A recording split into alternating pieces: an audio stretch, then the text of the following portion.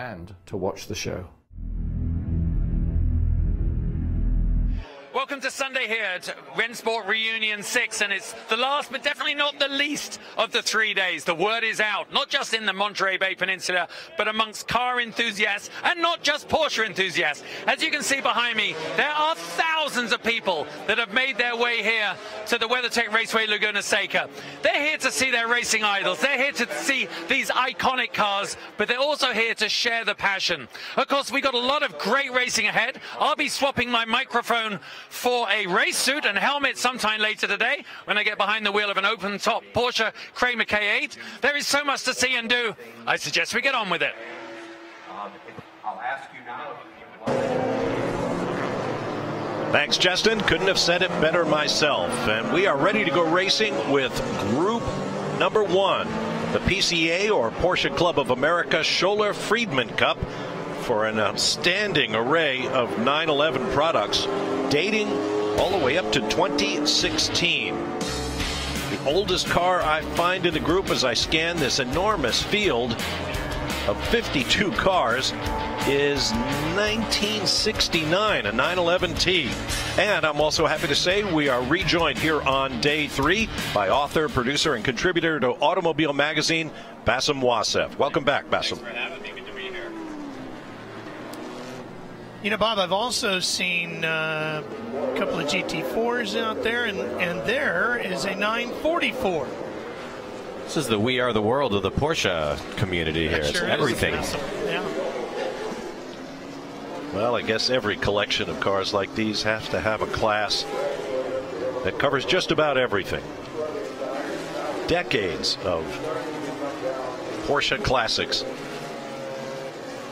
And as you can see, Porsche Club of America stalwarts. See a Boxster going by in the middle there. Boy, I wonder, given the enormous size of the Porsche Club of America, how many of those owners own a race car as well as a street machine?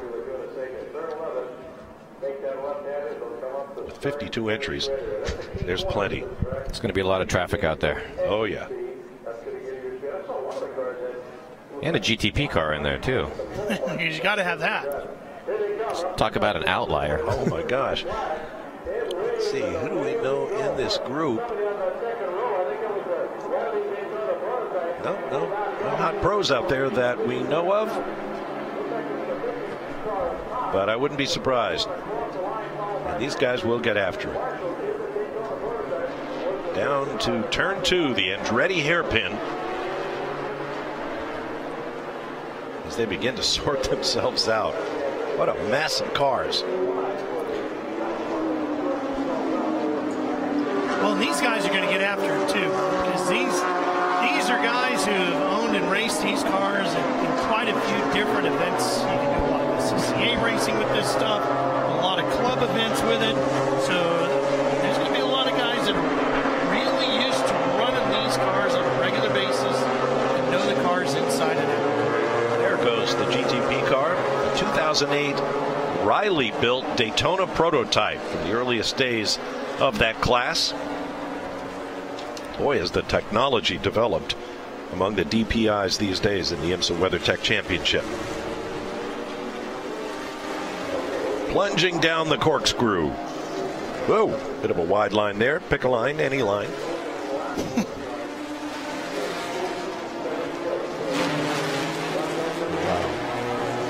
And they just keep coming. Yeah. Look at that. I mean, it really kind of takes you back. I mean, this kind of a race could have been held a decade or more ago. With these cars out there. And the early lead goes to Robb Todd in his 2018 Porsche GT3 Cup car. All right, granted, I mean, all Porsches are great performers, but, I mean, this is kind of picking on somebody with a 2018 Cup car out there. There's no balance of power to even it out this time. No. Watching a fight for second here with that prototype. Marshall in the number 12. Yep, Pierce Marshall from Dallas, Texas. I wonder if that's an ex-Penske racing car. Roger's team raced these sorts of cars in the what is now the WeatherTech Series for some time with Porsche Power. The 84, Jesse Menser out of San Diego, California, with a 2015 GT3 Cup car, running in third.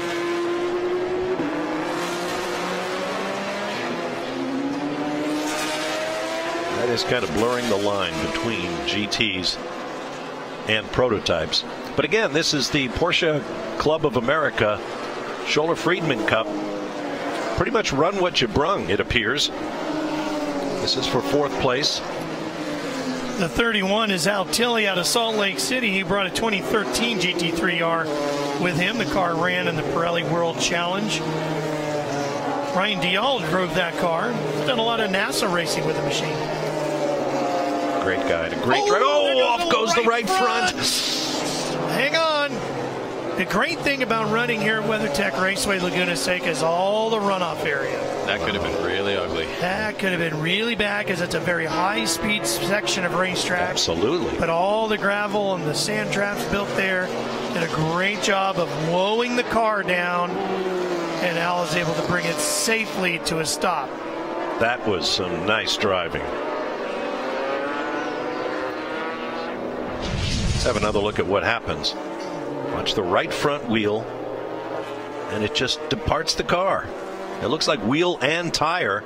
Sheesh. Watch where the tire goes, Bob. Heads up. Is it going to clear? Yes, it will. Watch It's going to out, clear the right, fence. Oh, my right. gosh. Oh. And Right over the SUV and down the hill it went. that's going to go Look at all those the way. two guys. That's going to What's downtown coming Monterey. Unbelievable. Wow, that tire not is their somewhere day to down on die Highway today. 68 right about now. That could have been so much worse. Holy cow. They see the wheel nut departing first. The center lug wheel nut Yep. just unwound itself. Or wasn't put on tight enough, huh?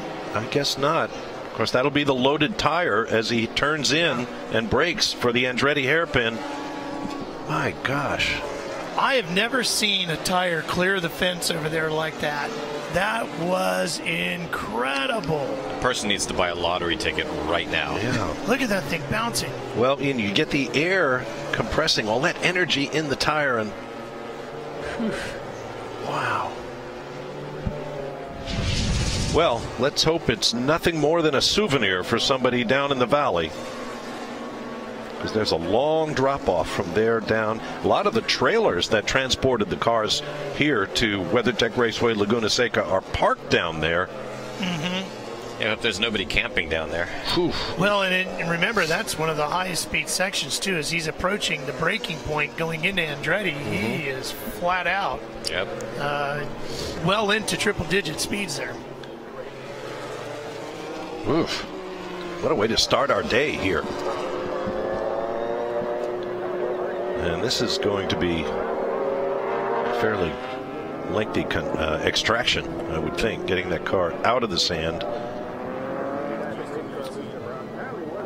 Now let's hear from Justin Bell once again. Well, I just bumped into Laurie Schultz, who in the Porsche world has quite a famous last name here in North America, and she's actually the chief steward of this series. And I just asked Laurie, I said, how many people from the Porsche racing community, club racing community, wanted to be here? Because this must be the hot ticket of the year. She said literally hundreds, nearly thousands of drivers from all their regions across the country. They were just desperate to be a part of this. And they selected them through a committee down to this, it looks like a staggering field of 50 people, but really 50 of the best that they feel represented the club well. And of course, that's based on tenure, you could imagine, performance, attitude. In the Porsche club, attitude counts for a lot, because bad attitude, well, there's been a little bit of that in club racing. So there's a very nice cross-section of people. That's why you see such a diverse range of cars.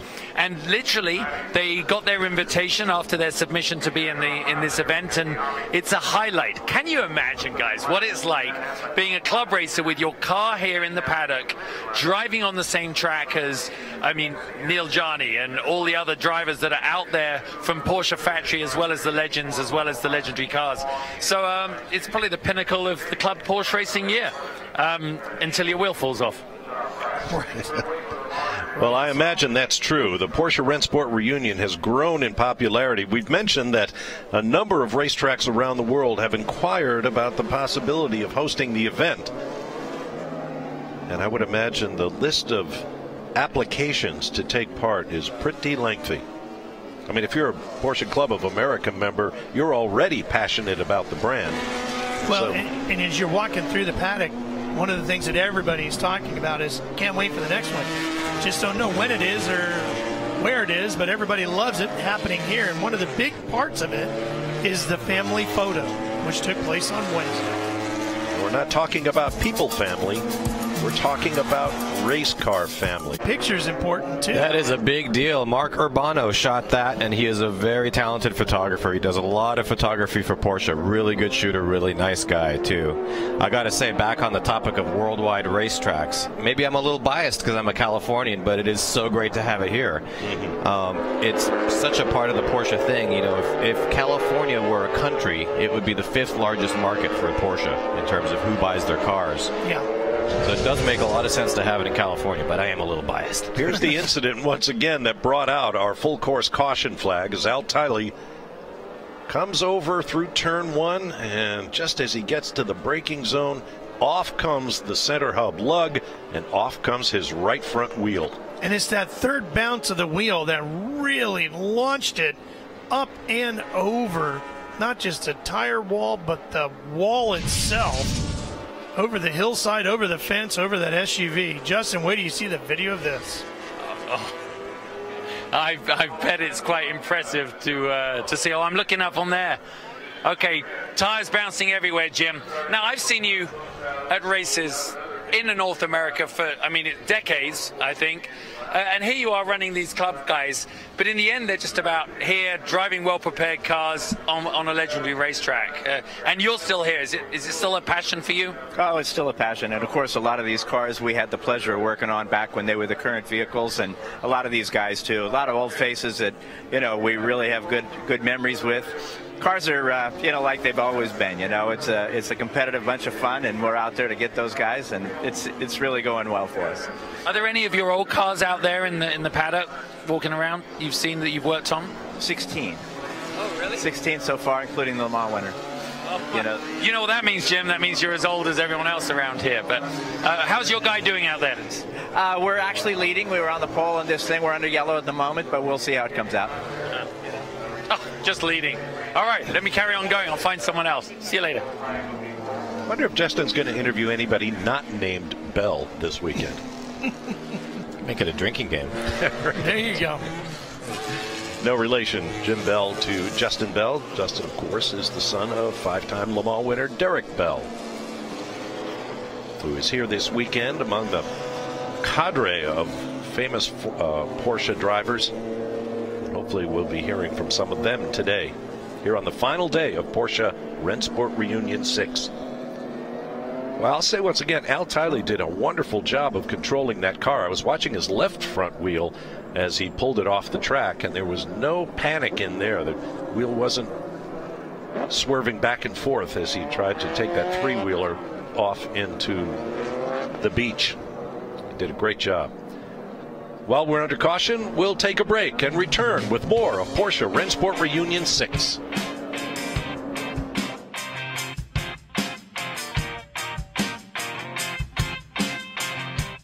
Yeah, that's great.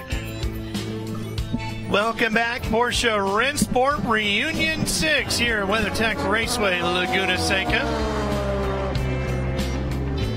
Back up to speed as we've gotten back to green here after we had a wild incident with Tilly losing the right front wheel.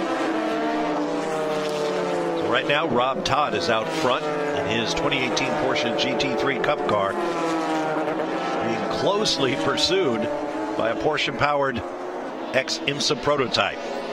They might have wanted that prototype to start at the tail end of the field, Bob, because I think it's just a matter of time here as he looks on the outside of 5, which is not usually we're going to make that pass, but he cuts to the inside, which give him a great run as they head to 6. Pierce Marshall. Oh, he couldn't get it. No.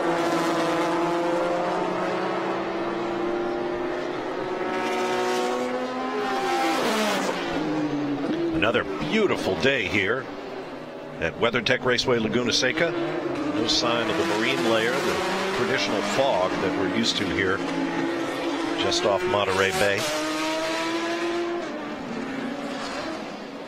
Big crowd on hand. We could go on and on about the cars as we have all weekend, and we'll do that as we wrap up our coverage here on the final day. Day 4 of Porsche Rennsport Reunion 6. I thought for sure by now Marshall would have found a way by.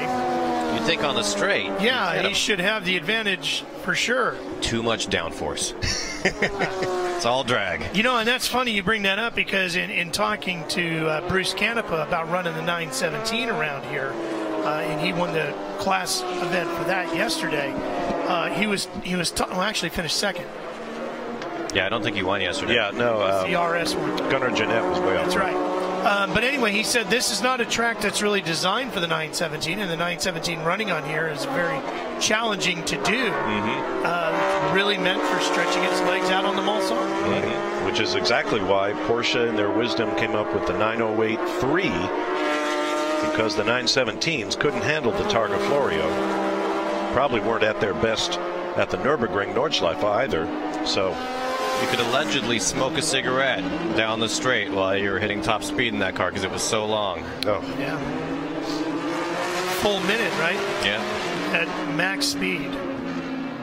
Yeah, you look at some of the more contemporary footage. I remember Davy Jones, the only American. No, I shouldn't say that, but one of the Americans among Tom Walkinshaw's Jaguars at Le Mans. I saw some onboard footage of him going down the Mulsanne and got off full speed before they put the chicanes in. And one of the reasons the Walkinshaw boys liked Davey was because he was brave. And I would have to say so. 235, 240 miles an hour.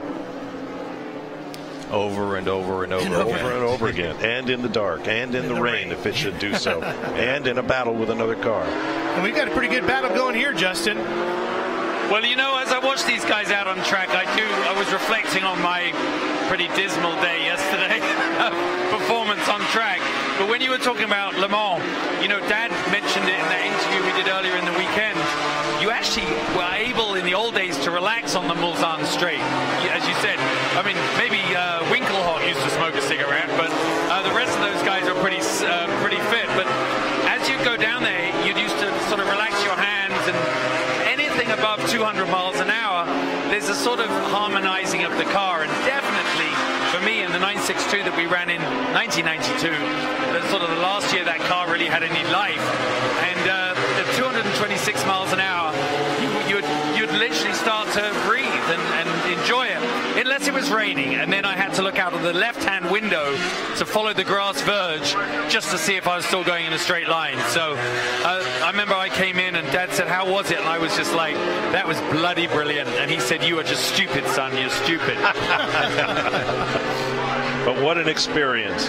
Yeah, great experience. Yeah, and we should point out, Justin has long experience at Le Mans in its many forms and many cars, and he has the trophies to prove his success. And running with his dad, what a great moment that must have been. A little bit of traffic brewing up here for our top two leaders, Todd in the 911 and Marshall in the prototype. Marshall keeps looking at the outside going into turn 5, which I really don't remember anybody making a pass on the outside at 5 as they sweep through 4. Let's see if he sets that up. We've got again. traffic to deal with, so he's getting antsier though. Yep, here he goes. More aggressive. There he goes. Well, Can he? No. there again. Outside of 5. Todd had the inside line, and that's the traffic I'm talking about. Boy, you would think, past him, that he has such an opportunity with the power to just Maybe blow past it's not him coming on dialed the in. straight. Yeah, maybe it's not dialed in properly. Maybe he just can't get off of 11 right. And we should point out, too, I mean, this is vintage racing, despite the relative youth of the cars we're watching battle for the lead. And these drivers have to be extra careful because they're racing, presumably, their treasured Porsche, and they know that the driver next to them is doing the same. Nobody wants to bend anybody's race car this weekend. Darrell Troster in the 41 is holding on to 7th place. He's got a bunch of guys chasing him in his 2003 996 Cup car. It was a Porsche Factory 996 Cup car delivered in 03, and it ran the Pirelli Cup Series championship back in 2014 and won the title. Well, speaking of the value of these cars, word is that the 917 that Canepa was driving yesterday blew an oil line. So that explains the smoke. Fitting. The blue smoke. Oh, was it fitting? Yeah, it was dripping. Carries 23 quarts of oil, only lost 6. Wow. That's nice redundancy and right there. And the way he found out the thing was even leaking, he had no idea it was smoking. A little bit of hot oil on the back of his neck, and he was like, hey, wait a minute, that ain't right. That'll wake you up. Somebody put in some hours to make sure that car could run today, I'm sure. You imagine the stress of driving that thing, wondering if the engine is melting down as you keep lapping. Here's Rene Robichaud in his 2016 Porsche GT4 CS. I say his. Could be a female. You know, the GT4 street car is, boy, that is a hot rod car right there. It's really tight. It's a really fun car to drive.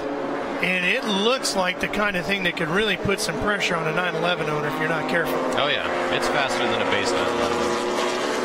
They finally broke that invisible barrier and let the cars be what they want to be, which is nice. If I remember correctly, Rene Robichaud won a Cup championship recently in a car like that one, perhaps that car. Car number 90 in the field is Nicole Robichaud, and I'm going to assume she is a female and she's related to Rene. Our battle at the front continuing. 11 laps in on this one. Well, I think Marshall is just being patient because, you know, strategic. Yeah, patient. We'll see. I could be wrong, but yeah. But they've just drawn away from the number 84 of Jesse Menser. Well, they're lapping a good 2 seconds quicker than the third place car. Did anybody make the start? No, we had 2 DNS, did not start. So the field of 50 is out there circulating. It's a lot of race cars around a basically 2.25 mile racetrack. It's interesting to see the size of the diffuser on a prototype, which reminds you of the fact that the GT1, at least word is that the engine was in the middle not for weight balance, but really to enable a massive diffuser to give it the aero that it needs, and that's the advantage. Porsche's Cup Series of 911 race cars are the most There's numerous. a braking move. Yep. And we have a Lead change. Well, you can't get off the corner. Angry. Getting a draft. That prototype really struggles up off of 11s for some reason. Lapping at just about 1.5 minutes per lap. I'm guessing there may be 2 laps left in the race, so it was a well-timed pass. Although, once again, traffic ahead.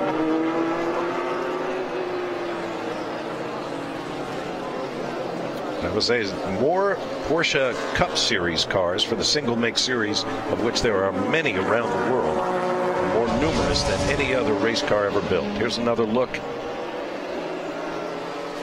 They come through turn 10, approaching the braking area for 11. Todd stays wide. Marshall slips underneath to take the lead. You know, the only car out there, Bob, that I can think of that would be even close to how many 911 Cup cars have been raced would be the Miata, or the MX-5 as it's known now. You know, that has had a single make style. Oh, one around here. Is that the 800? Yeah, I think it is. I think that's 300. 300. That's Rick Polk from Eden Prairie, Minnesota, in a 73 Porsche 911. Right of your screen. Let's see what happened. Oh, too much curb. That's right into the number 2 there. Jeff Isringhausen from Springfield, Illinois, in a 2012 Cayman R. Nobody looks too much the worse for wear. That'll get a conversation in the paddock post-race. Okay, unofficially, we're on the last lap. Pierce Marshall able to draw away from Todd.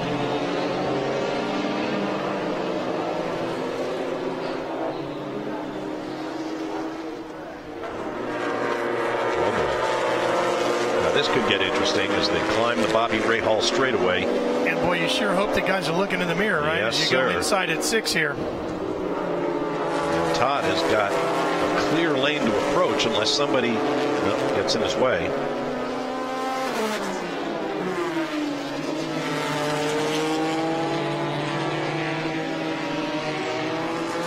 Best line of the weekend was in the tractor race when they went all Zanardi down through the corkscrew. That and the safari car, that was great too. Yeah. Looking for dirt. Todd able to get back to his rival. I think it's going to be too late.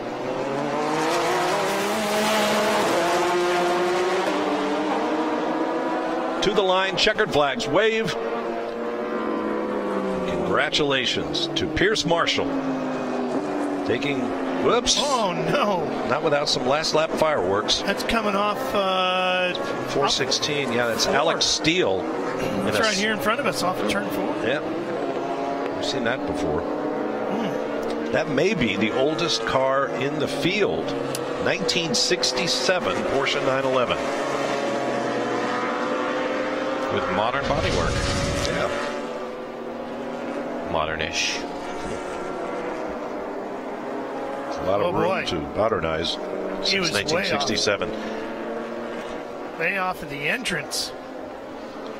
Yeah, this is a deceiving corner. Turn 4 here at WeatherTech Raceway. It's really easy to get too much brake or too much throttle and find yourself pirouetting.